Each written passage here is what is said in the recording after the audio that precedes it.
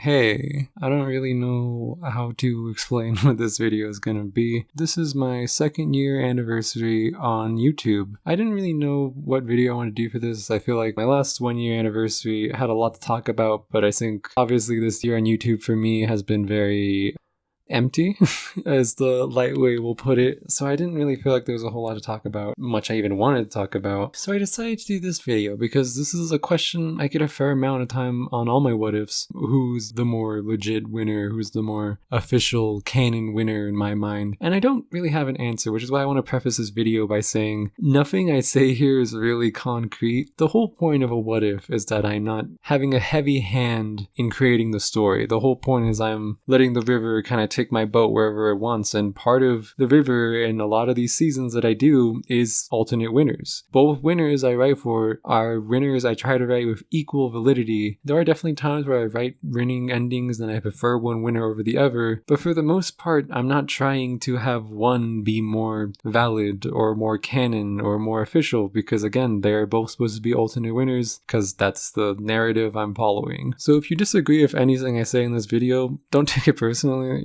It's just my opinion. You're allowed to think very much the other way. I don't care. Art is not meant to be a thing where I come in and hammer you with the moral lesson because I'm the creator. Art is meant to be interpreted by other people. So please view my what ifs and view my winners any ways you want. This is just kind of a thought experiment for me, but nothing I say here really matters. It's just more opinionated, and it's also a way for me to talk about all the what ifs I've done on this channel so far, which I think is kind of fun to look back on. So with that being said, oh wait, actually, before we get into the video, if you have not seen all of my what-ifs on my channel, you probably shouldn't watch this video, because I'm obviously going to be going to the winners of all my what-ifs, which is going to be big spoilers for basically all my videos. So if you really care about not wanting to be spoiled, then you shouldn't watch this yet. But yeah, video begin now.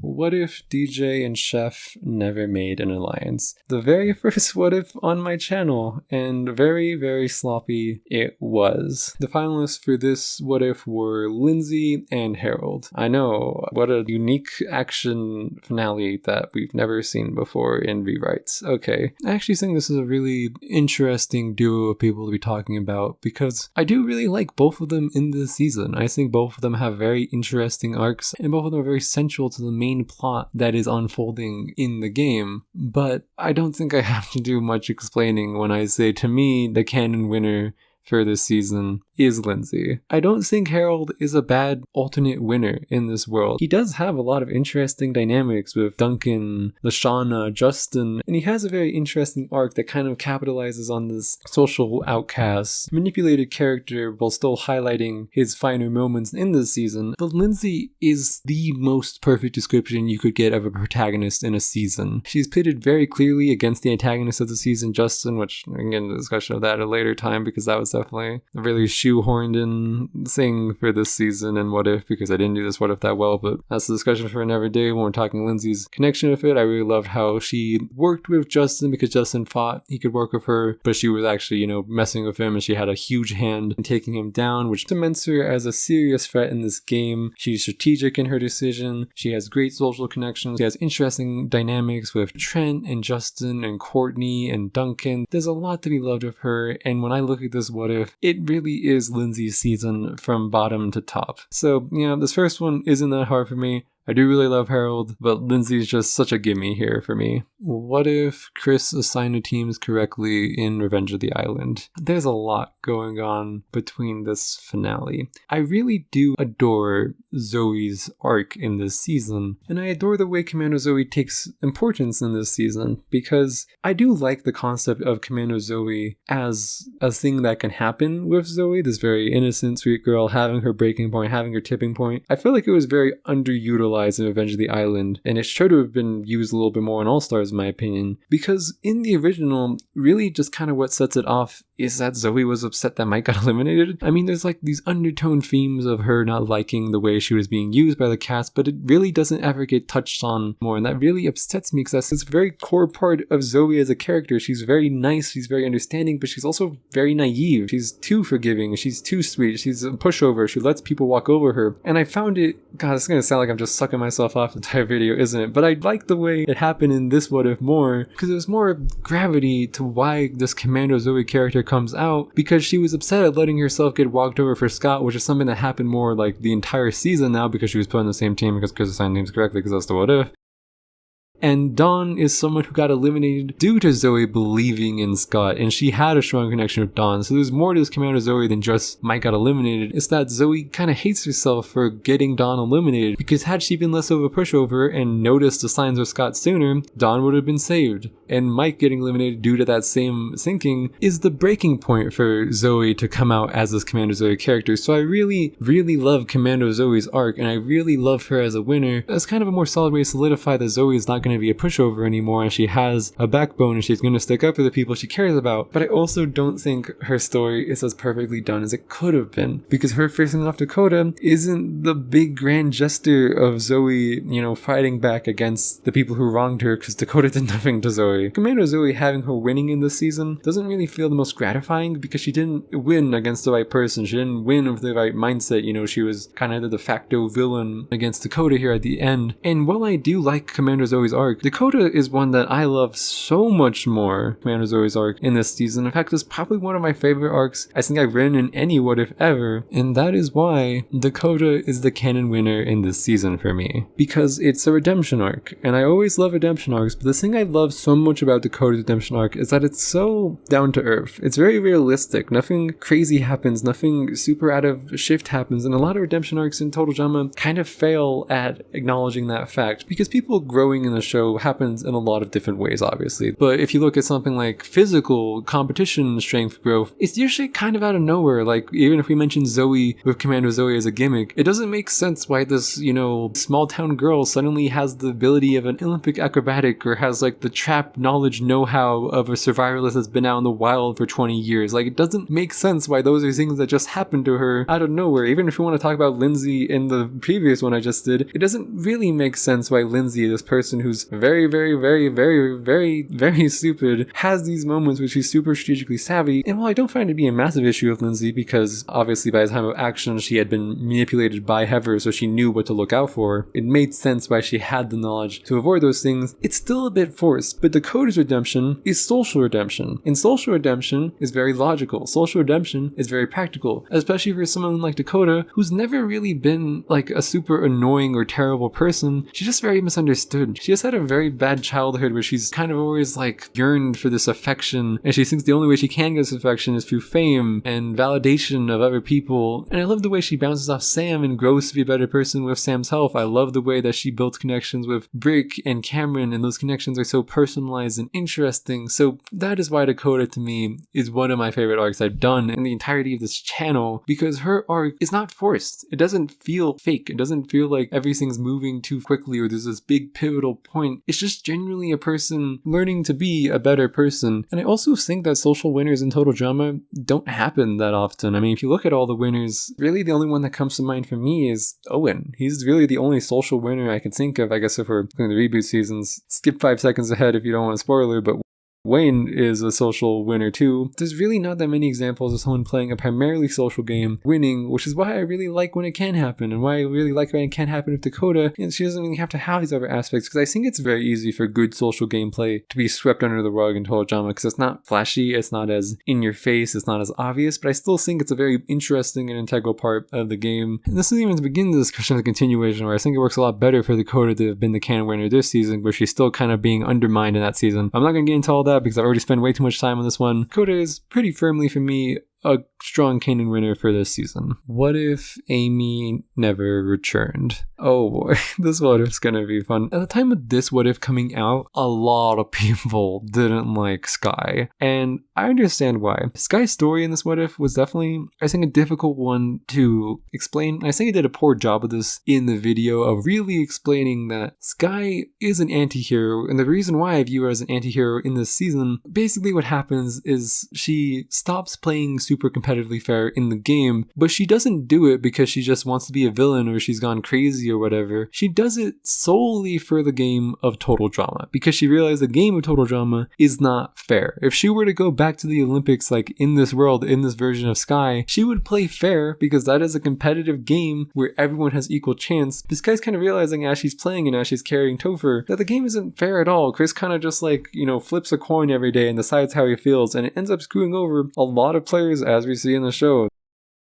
There's Lashana, Lindsay. Like, a lot of the fans can agree there have definitely been a lot of unfair moments in the show. So what I was trying to delve into with this guy's competitive character is that she is going against the system of total drama. She's not going against playing fairly because she's tired of it and she wants to be different and edgy. That's not what it is, because that doesn't make any sense for Sky, because she's a very honorable competitor. That's a very core part of her character. And that's, to me, why Sky is an anti-hero in this season, because she has the right idea, but she does it in a very wrong way. And I really love Sky's winning ending in this season. It's so real. I mean, it's very sad. It's Sky winning and coming to the realization that, she won in all the wrong ways. She burned all these bridges with Dave. She burned all these bridges with being an honorable competitor. She played as a bad person and she hates herself for it in this finale. So even though she wins, it's not a, happy-go-lucky ending. It's a pretty depressing win. And I don't think in the show there's ever been sort of this downer winning ending where there's this villain who wins but feels terrible about doing so because they won in a very questionable way. So in a lot of aspects, I really, really like Sky's winning ending here.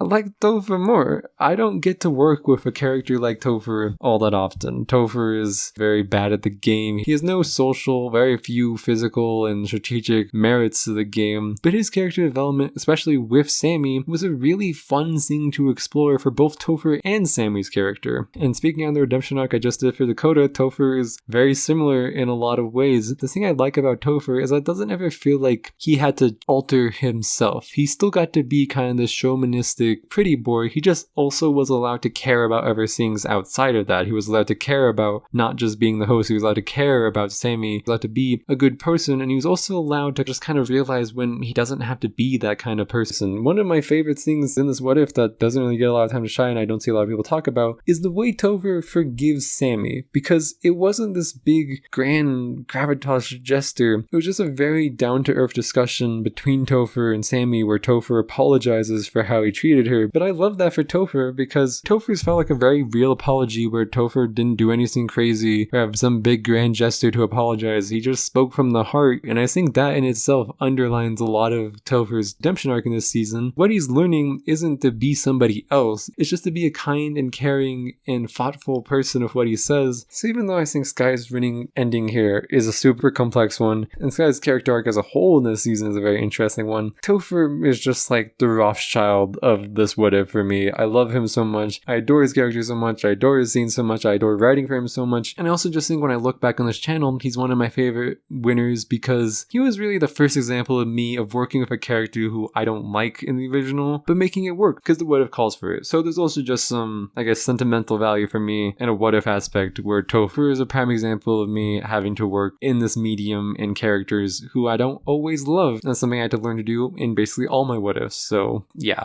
What if there was no tiebreaker in World Tour? This is going to be an interesting one to talk about because I actually have two realities to talk about, which is the Courtney path and the Blaney path, which has different finalists. Spoiler alert, doesn't really matter because both of them kind of follow the same track of logic to me. First, we have the Courtney path to talk about, which is Alejandro and Heather. This path is pretty truly original. The only difference really is that Duncan gets third instead of Cody, but nothing really changes with Alejandro and Heather's arc. So really, when I choose this, I'm more so just saying who I consider to be like the Canon winner in the Canon World Tour, because Alejandro and Heather are the finalists in this season in the original. And when I look at that season, it doesn't make any sense to me how Alejandro wins. So this is very easily Heather. All the continuity stuff makes a lot more sense if Heather wins, because in Revenge of the Island, she comes back and she's like, I was robbed of my money. I guess in a weird way, it does still make sense if Alejandro won the season, because in Alejandro's winning ending, he doesn't doesn't even really win. Like, he's not the one who froze in the statue that he was supposed to into the volcano. Heather just froze in the wrong one. So Heather's like statement there on Island still makes sense because she got robbed of the money because she did all the work. But still, it just makes a lot more sense if she was the one who won. And I also think Alejandro has a winning ending. He wasn't even the one who did the final act of winning. He just got lucky that Heather chose the wrong one. It doesn't make any sense to me. And I've also said this a lot on my channel. Heather is one of my favorite winners of all time. So I guess you can also insert the personal bias of I love Heather as a winner here in this season more. Very easily, she's the winner in this What If to me in that original canon sense. Next, we're going to talk about the Blaney path, which is between Cody and Heather. Now, I do think there's a reason to say Cody could be the winner here, because he's very likable in this winning ending. He has everybody on his side. And, you know, Cody has an interesting way of winning this season. Heather is still very much the villain, so her winning ending is a little awkward because people don't really want her to win. I do think there's a world where I would say this final two, I'd prefer Cody as the canon winner. However, because this What If comes in very close at the end, Cody for most of the season just kind of goofs around and does the stuff with Sierra, which I don't have to explain why that's problematic. It's not, you know, obviously Cody's fault that he goes through that stuff, that he basically gets sexually abused for the entire season, but it does mean that he didn't really do a whole lot. I don't find him as a winner very satisfying because, again, he didn't really do anything the entire season until the merge, whereas Heather had a lot more interesting stuff that she was doing the entire season. So again, Heather is the canon winner I consider for this path. I do think if we were looking at the entire season and Cody did a lot more in the pre-merge, I could definitely say that he makes more sense as a canon winner. But Heather as a canon winner here is also just really interesting to me. Find her winning ending, even though it's a bit awkward, very fun because Cody basically honors Heather and says, hey, you did a good job. I think this is such a sweet moment for Heather that she finally gets, you know, this validation. She gets this like happy hero moment, and it's not just from the original case of like Alejandro was worse than me. She actually gets her props for the game she played by Cody, which is someone she didn't burn her relationship with. And I think you'll find, as I speak about these, I like the complex winning endings a lot more. Very complex, even more so than the original. So Heather definitely feels like the more official winner to me in this finale. This is probably going to be the easiest one in the entire video. But next is what if Lindsay never accidentally voted herself out? And yeah, I'm not going to waste any time.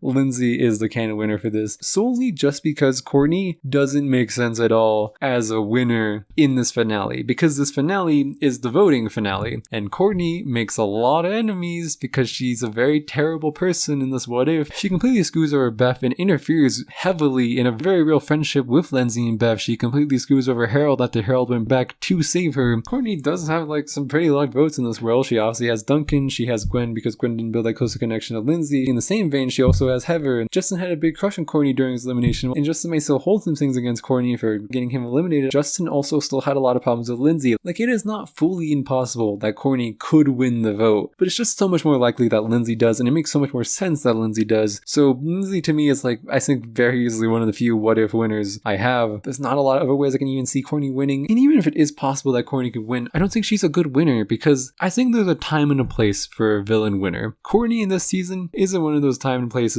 for a villain winner. What if Heather kept her immunity statue in her pocket? I actually don't remember a whole lot from this What If. I think for the most part, this What If was pretty true to the original. There was some like difference in eliminations and other storylines, but when it comes to Zoe and Mal/Mike's case, they're pretty similar. I think Zoe might find out a bit sooner that Mal's Mal, but that's really it. So when I'm considering this, again, it's like the Alejandro Heather one I just talked about. It's the same finale as the original, so I'm really just kind of more assessing based on the original finale, who I consider to be the more canon winner. And just like the Heather and Alejandro one, if not more so, I very easily lean towards one side, and that one side is Zoe, for the very simple reason that Mike wasn't here for most of the season. Mike didn't do anything. Mal did everything, and I don't think Mike, being the good guy he is, would want to win because his alternate evil persona did all these dastardly things to all his friends, and that's what caused him to get to the finale and win. I don't think Mike would want to win like that. Easily, Zoe's like the more better feel-good ending here, and I do think there was something in this What If where like Zoe was a bit more consciously aware about what she was doing, but she was doing it because she thought Mike was still in there. So she wasn't as annoying as the original, so that's also a big plus to Zoe, because obviously a lot of people complain about Zoe being very annoyingly ignoring all the signs of Mal, so to her just at least admit, I'm signing with the devil for a pretty good reason that I don't want my boyfriend to kind of die within this like mental pit. So yeah, this one's pretty straightforward.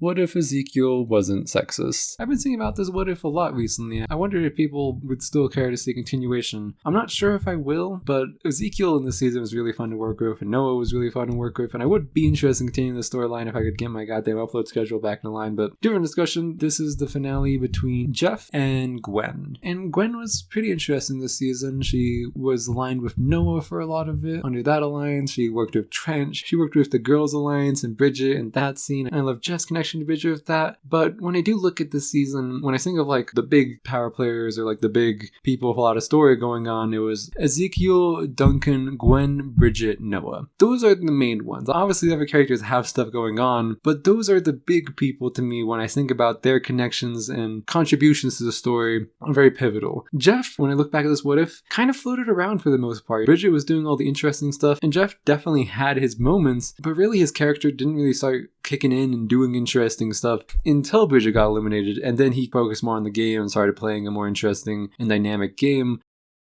And I don't think Jeff is a bad ultimate winner. I do like him in this world, and I do think he has important contributions to the story, but I just think Gwen has a lot more. And I think if I were to ever continue this what if, Gwen as the winner for this season, going into the next season, has a lot more value and intrigue than Jeff being a winner next to Bridget, because Bridget's someone who really got screwed over in this world. And I wonder how that would really work. Whereas I think Gwen, getting her win working with so many people, is just so much more satisfying to me, especially because Gwen is such a pivotal character in Island. We'll get into that discussion later, but her making the finale of Owen in Island, she doesn't really feel like a winner, but I'll save that for later because we're going to go a lot more depth in a bit. What if Alejandro and Sierra were in Island? It's going to be a fun finale to talk about because there was a lot of people upset that Cody wasn't a part of this finale. I'm going to speak briefly on Cody just because even though this video topic is also the 2-year anniversary, and I obviously haven't talked about this what if in a while. So when it comes to Cody, what I will say about Cody is I do love him in this season. I adore him in this season, but I still don't really think he's at the winning point. I don't think he's quite ready for a win when I look at his character, because it's still a lot of him doing what other people say. It's just doing what the right people say, and I think he kind of lacks that like intuition in himself and that trust in himself and that confidence in himself. And there's a lot to go with Sierra when you think of stuff like that, where even though he does have a backbone, he doesn't have as big of a backbone as I think he needs for a win like this. So I wasn't too upset that Cody didn't win in this what if. I think there's a lot of characters in total drama period that just don't really need a win to constitute their arc, and Cody's always been one of those characters to me. Not to say I hate to see him as a winner or I'd never want to see him as a winner. I do think he could very well work as a winner, but I think a lot of times when it comes to his arc, it's not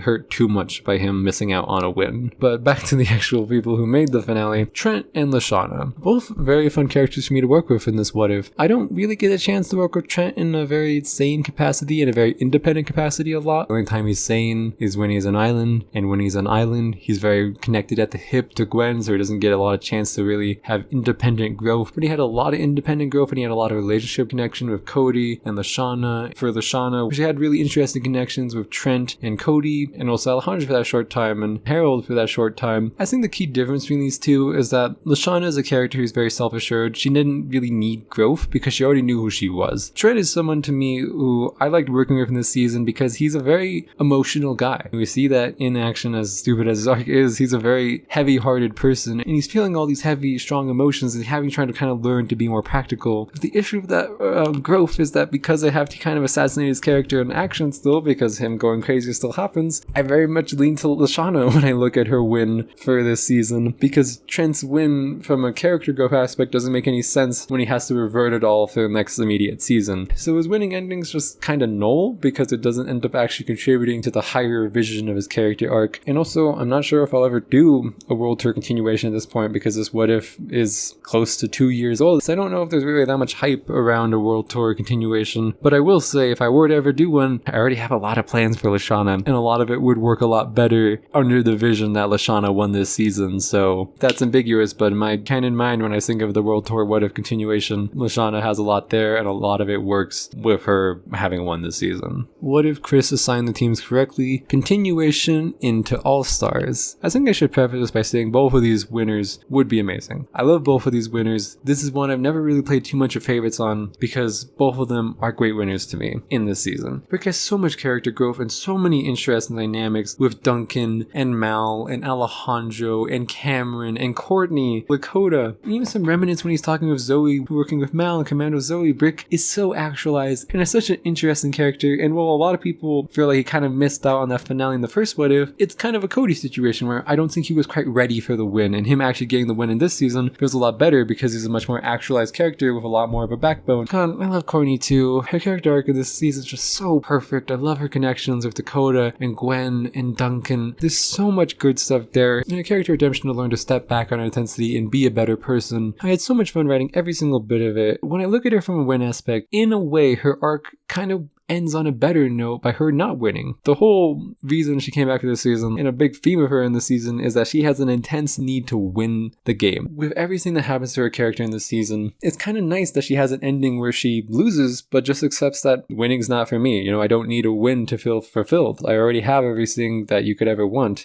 That being said, she's still my canon winner for this season because her character growth is amazing. Her character arc is amazing. Her connections are amazing. And I think just especially after all the love triangle ickiness of World Tour, it's really nice to have that come full circle where it's all worked out and one of them can get the win. And Courtney's been one of those people to me that's always been very much screwed out of this win in All Stars where she definitely should have had it. So it just feels so much more gratifying to me to finally see her win. Even if I do think her arc works just as well in Brick's winning ending, and I do love Brick as a character in this season, and I do think he's a great winner, I just personally feel so much more connected to Courtney's win. And writing for it was also fun for me because I had to work past all this ickiness of the love triangle stuff, and that was a really fun scene to navigate around. So Courtney is the canon winner for me here, but Brick is really, really close. What if Alejandro and Sierra were an island continuation into action? This duo is so hard to assess. Both of them have just about equal amount of like protagonist energy. Both of them have just amount of equal like character relationships that are super interesting, dynamic, and character growth on both their parts. Anyone could say they view either one of these as more of a winner in this season. I wouldn't disagree with them. They are both neck and neck to me. And I sat on this one for a while, actually thinking about who I considered more canon winner validity, and I ended up landing on Duncan.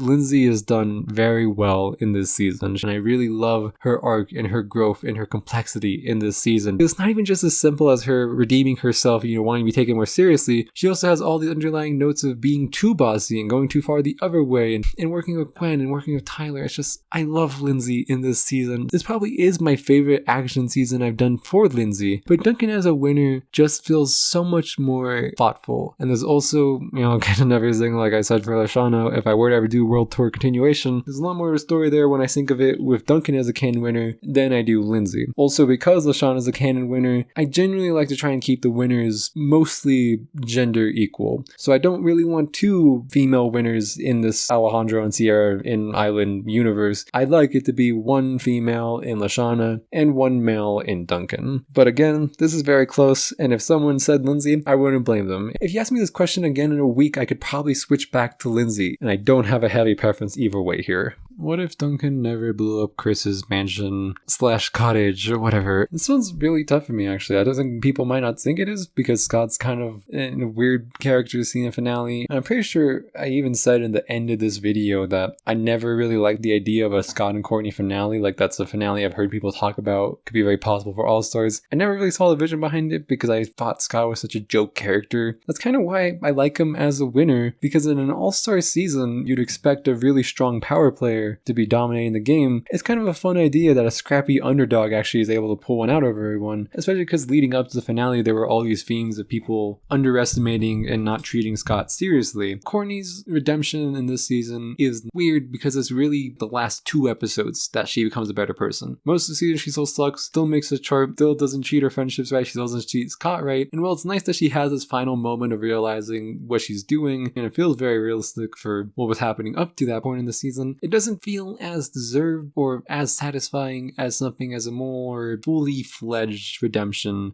can feel. Scott's narrative is so captivating to me here, just barely put Courtney above him. And it's only because this what if comes in the merge phase. So the stuff before the merge still happened, and Scott wasn't a serious player. He was a comedic character. And while I do think it still serves to his narrative arc for the merge half where people underestimate him, and he's a lot less villainous, he's this more like comedic, good-hearted, in touch with his feelings kind of person, and that wouldn't really work if you just have the jump from Revenge of the Island Scott immediately into All-Stars. You kind of need that like transitionary period where Scott's being a goofball like he was in the pre-merge. Courtney was doing more interesting stuff in the pre-merge of repairing her bond with Gwen, and Courtney, as I said before, was due her flowers in All-Stars with a win. It's surprising to me how close he is, because I didn't ever think I would consider him this close of a valid winner, someone who I put over Courtney, but he is really, really close to me. And if he had more to do in the pre-merge, and if his arc was more fleshed, to say him. But Courtney is just so much more full as a character in this season. And even though her redemption arc is more sloppy, I think it also makes her feel a lot more human. She's still falling back on some of those previous tendencies to care too much about the game, and I think that's a fun thing to explore, especially in how it affects her relationship with Scott. Scott is an amazing alternate winner for this what if. Even though I was a bit iffy on him at the time, looking back at this what if, I really, really love Scott as an alternate winner. What if Scott's strategy never involved self-sabotage? This is again like the Zoe Mal All-Stars finale. For the most part, Cameron and Lightning have basically the same story as they did in the original. Really, it was a lot more Dawn and Scott's story changing in this what if. Cameron and Lightning didn't really change a whole lot, so when I'm having this discussion, I'm really just saying more so who I consider to be the Canon winner in the original season, and to me, it's very much Cameron.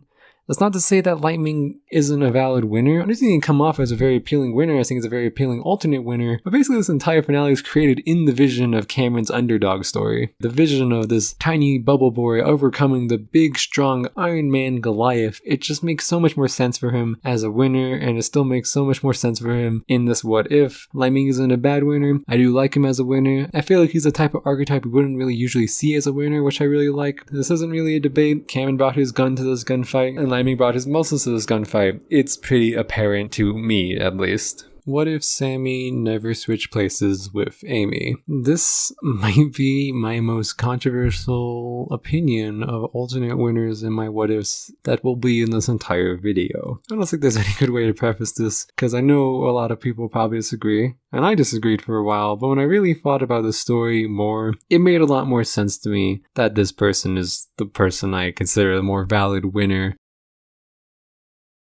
I think of Sean as the more valid winner between these two. Now, before I go into the reasons, I'll just say I really love both of these characters, and I really love Jasmine as a winner in this season. She gives off a lot of protagonist energy for sure. Pitted against the main antagonist, Amy, she has a really interesting dynamic with Scarlet where she's kind of being played as a fool, which is an interesting thing to happen, because usually when a villain is playing someone as a fool, it's because the villain is using someone very dumb, but Scarlet is using someone pretty smart. She herself is just way smarter than Jasmine. Jasmine has interesting relationships outside of that with Sammy, Amy, Sean. Such a central figure, and she has so many great moments. One of my favorite moments to construct was her eliminating Amy in a very brutal fashion. Really, really like her in this season, but there are a couple of reasons I put Sean above her. I think Sean is just as good as Jasmine when you look at his game. He had really dynamic relationships with Amy, Dave, Ella, Jasmine, and he has very interesting arcs relating to those relationships. He has an interesting arc with Dave where he starts to kind of insert himself a bit too much into Dave's relationship situation. He learns to let go of his irrational fear of zombies to care more about Jasmine over that, which also leads into reason 2. I think Sean works a lot better as a winner here because his promise of actually splitting the money with Jasmine works a lot better if he's the one who won the season.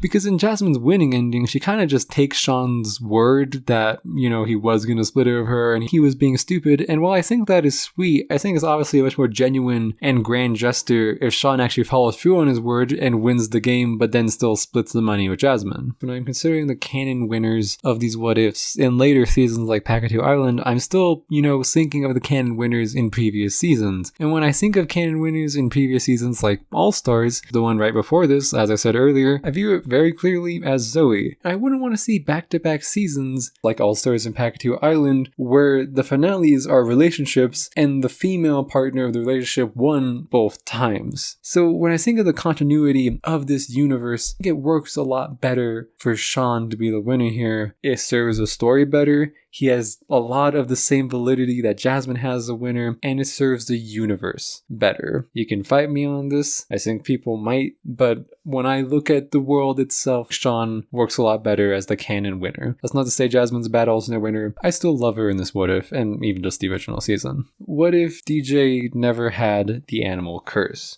This is the one I was talking about earlier of the Cody and Heather finale that is pretty similar, because it's no secret that Heather is one of my favorite winners. But when it comes to this What If in particular, in DJ's change in character and personality, and really DJ's just upcomings of hard work and perseverance, I can't see myself calling Heather the more valid winner of the two more than I can see with DJ. DJ's arc was very complete and very full in this season, and it's also a character kind of like Topher, where I don't get to work with him in this winner capacity very often, because in most seasons he doesn't have sort of that winner claim, in my opinion. He doesn't have enough involvement in the game or care about the game or ability to work in the game that would constitute him being an interesting winner. And what I really loved about Heather's win in the original World Tour was that it was one strived from hard work and change of character. And DJ is kind of the same in this What If world. He worked very hard to get to this end point, and he had a lot of change character. Well, I think Heather still works very well as an alternate winner in this world. Heather is someone I don't see in the same light as I do in the original of this What If world, because she makes mistakes, and her biggest mistake was keeping Alejandro at the final 7, because that really kind of screwed up the flow of her entire game, because by letting her feelings take control of the game and keeping Alejandro, she really screwed over her social position of having any swing of any alliance, because she still had to end up facing the reality that she can't take Alejandro all the way to the end. Because it's a very bad strategic move. So DJ, in this What If universe, I think actually even has a stronger claim to work harder than Heather, having just as much, if not more, character growth than Heather in this season. I really do still adore Heather and love her winning ending, but DJ just slightly overtakes her for me, if not only being the fact that it's such a unique situation that a character like him finds himself in the finale. So I like to give him this little treat. What if MK never blew her cover to Julia? I believe that was the title of this What If. The only reason this one's here is because 20 What If thumbnails line up a lot more evenly and look a lot more nice in the thumbnail than 19. But as I said at the beginning of this video, the whole point of a What If, follow the continuity of what the story is giving you, and the continuity of the reboot seasons is that there is a canon winner. I don't do alternate winners. Even in this finale, I don't ever entertain the idea of MK as an alternate winner. Pia is the only one I could see winning at the end. I really like how dominant MK is as the villain in this season. I think I also said this earlier that not every villain needs to be a winner of a season, and I definitely don't think in a reboot, logical revisiting of the series, a villain should be the immediate winner. I think it should be someone like Pia. So yeah, this isn't like a discussion because there is no alternate winner for this What If. It is Pia. We can move on. What if World Tour wasn't a musical? I might have to retract my earlier statement about the Jasmine and Sean finale being my most controversial canon winner pick.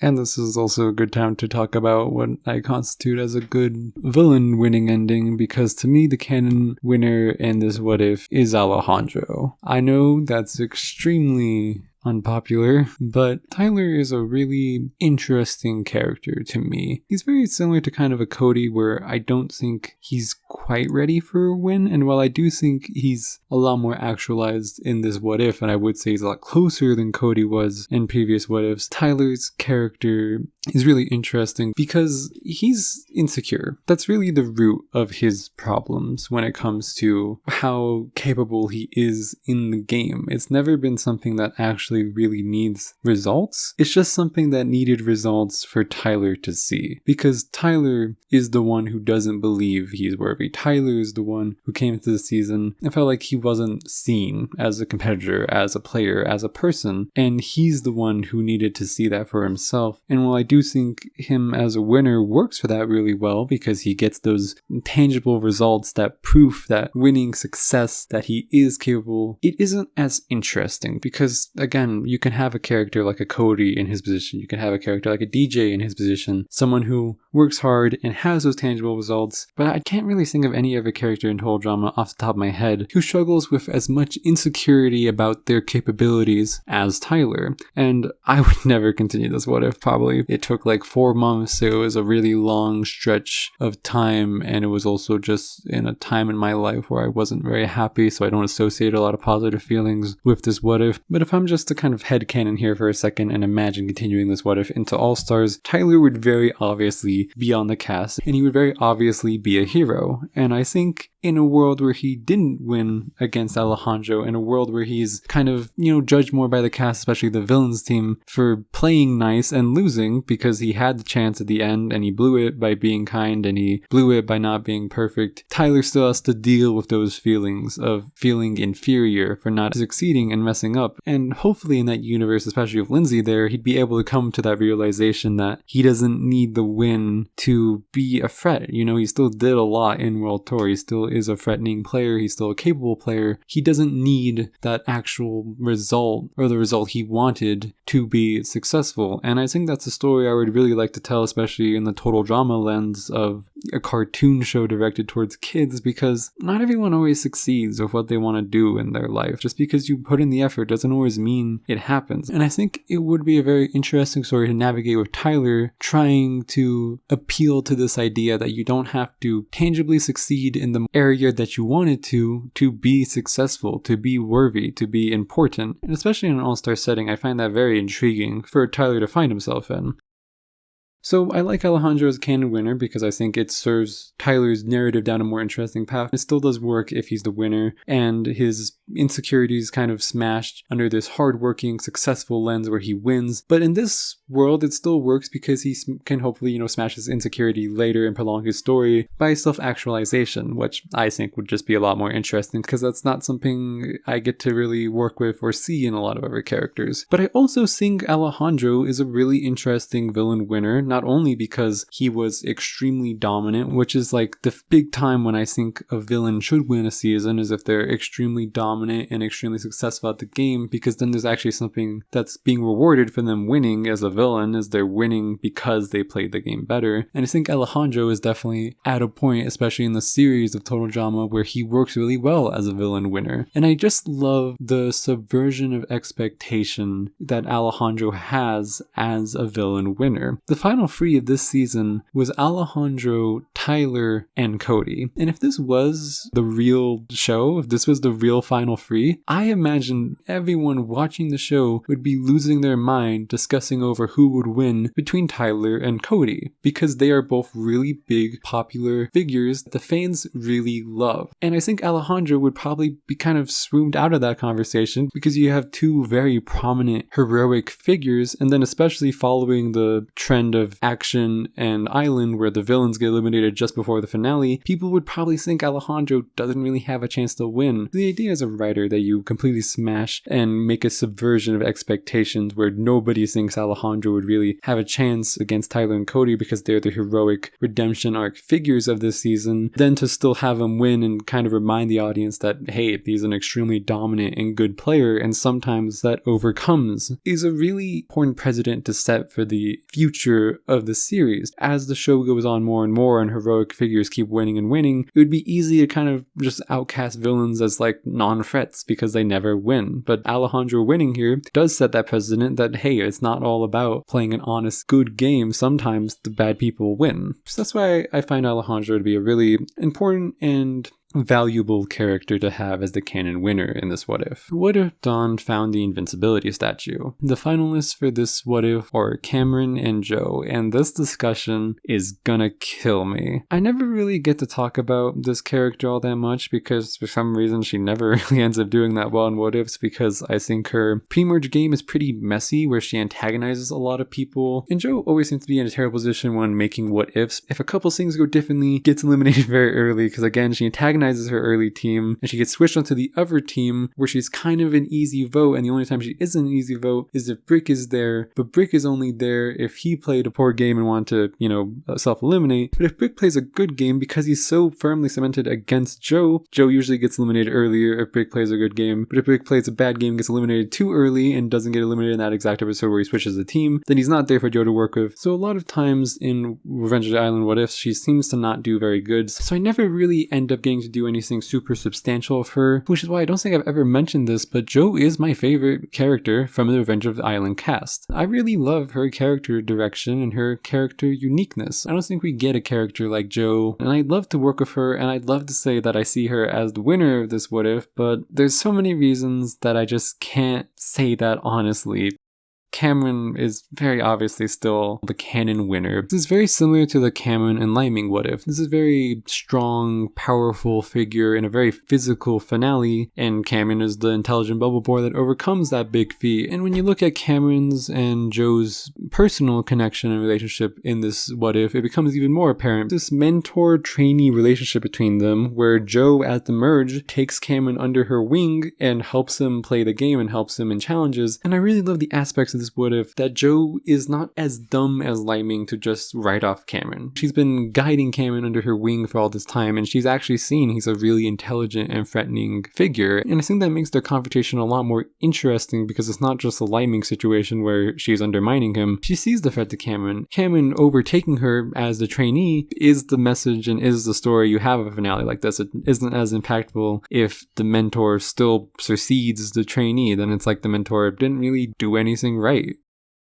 And when you also just look at the continuity of this universe, World Tour finale ended with Alejandro / Heather winning World Tour, whatever one you want to say. Both very villainous figures who won a season. And I don't think you need another villainous figure in Joe winning right after villainous figure won in the previous season. I think you kind of overdo the villain wins like that. To me, a show like this should maybe have at most 2 free villain wins when we're looking at the entire premise of a show. And really, I think 1 is all you should have. I just think that there could be times where 2 or 3 work, especially in the alternate winning sense. But Joe, especially being so similar to Heather in a lot of ways, I don't think should be a canon winner immediately after Heather. And the only argument I see against that is the fact that there's going to be a heroes versus villains season with All Stars after this. I think both Joe and Heather having their wins could be very interesting, especially for the rivalry that could ensue between them, because Joe would, antagonize Heather for having her win the first season, not needing a free, and Heather would antagonize Joe for only having to, do a 14 episode, needing to be Cameron and diminishing him. I think there's a lot of interesting conflict there that,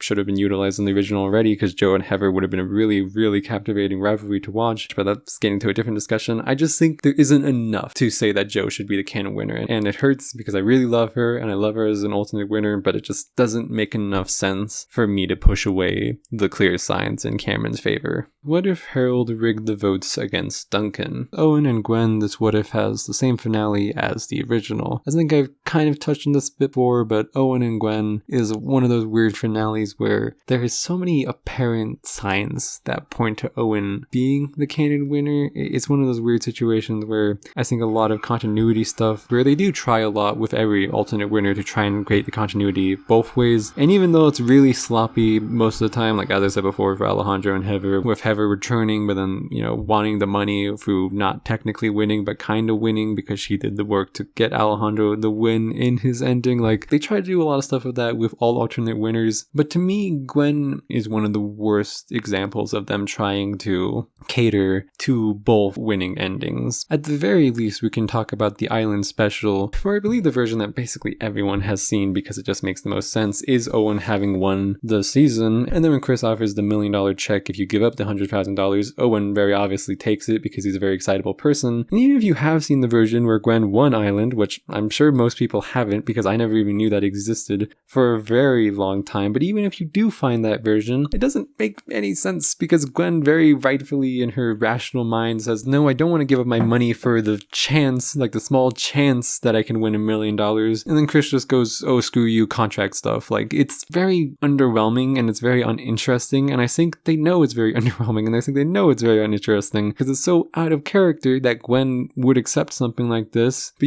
the plot called for this sort of continuity, and it makes perfect sense when it's Owen, but because they thought to entertain the idea of Gwen, they do it in a very stupid, forced corporate way. And then there's obviously the example of Owen in the aftermath of Action, where it's revealed his mom bought a cheese seller because she thought her son was going to win. Because remember, you got to entertain the idea of both alternate winners, so they can't just say, oh, you won the 100,000, so it made sense to me that I'd buy this because you won the money, it was our money. No, she has to say, well, it looked like you were going to win between you and Gwen, which I guess in a way you could almost get away with in the sense of just saying, oh, she's Owen's mom, she's probably not the brightest bulb because Owen isn't the brightest bulb, but it doesn't make any sense solely for the reason that it works very hard against the narrative of Owen in a finale. The whole point of Owen's character building up to getting to the finale was people constantly saying, oh, Owen's not a threat. Oh, Owen's not involved in this game. Oh, Owen has literally no skills. Let's take him to the end. So to constantly hear people say that about him, constantly hear people say that about your son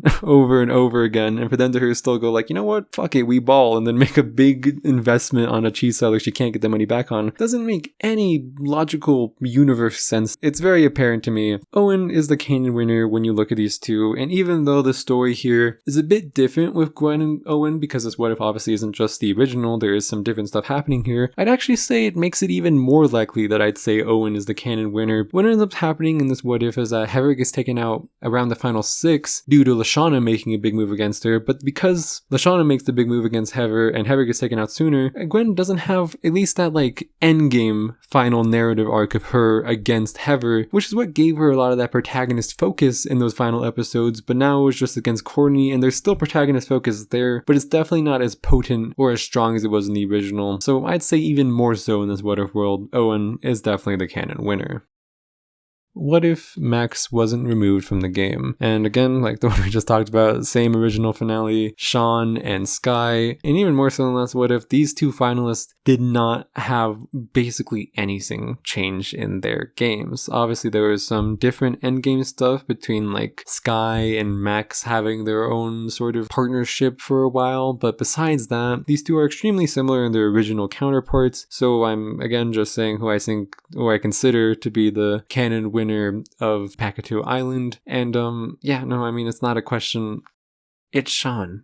I mean, it's sort of the same reasons I said earlier that I view Zoe as the Canon winner for All-Stars. Zoe and Sky are very similar in character arcs. They're very similar in physicality for some reason, because again, they did the weird thing with Zoe where she just became an acrobatic out of nowhere, but they're very similar in a lot of archetype ways where I don't think them being the Canon winners in back-to-back seasons would be very captivating. And in the original, Sky doesn't really have anybody solidly in her corner. Her winning ending is like what I could only describe as extremely awkward. Nobody celebrates with her. She hardly even celebrates. She basically just comes out of the snow. Chef pulls her out. Chef doesn't celebrate or do anything, and she just, I won, and that's it. That's all she gets. She doesn't even really get to like have a moment to herself to celebrate. Well, this what if universe, I rewrite the finales essentially, and I made the finale a lot less weird where the entire cast was there and Sky did sort of have a celebration. Sean just still has a bigger celebration. Sean just still has a bigger story with the splitting money with Jasmine plot. Sky doesn't have any of that. Sky still has the iffy Dave stuff at the merge. Sort of has Max in her corner, but that's a really shoehorned in relationship where they only started really interacting with each other for the last 3 episodes. Like there isn't a lot to constitute Sky feeling as a very valid winner, especially in a what if setting where we're still considering her to have the exact same character beats as she did for most of the season. So yeah,